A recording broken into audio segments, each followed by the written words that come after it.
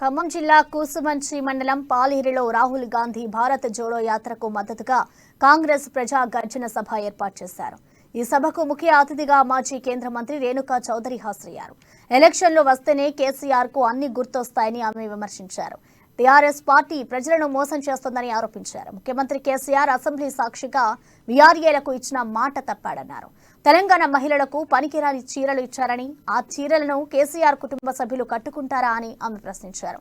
రాహుల్ గాంధీ పాదయాత్రకు ప్రతి ఒక్కరూ అడుగులు కలుపుతున్నారని రేణుకా చౌదరి తెలిపారు.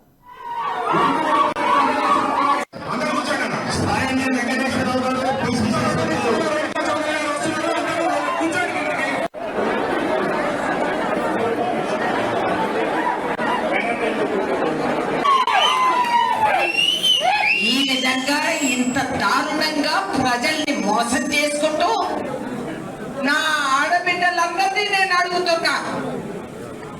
నిత్యావసర వస్తువులు చుక్కలెత్తుకుంటున్నాయి.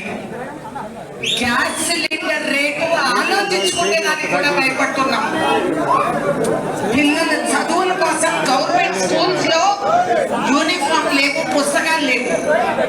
వీఆర్ఏస్ ఇన్ని రోజులు నెల పైన నిరసన చెప్తూ ఉంటే దున్నపోతు పైన వానగా తమ్ముడి వాళ్ళు పరిష్కరణ చేయకుండా కేటీఆర్ గారు వాళ్ళని పిలిచి నేను అన్ని పరిష్కరిస్తానన్నారు.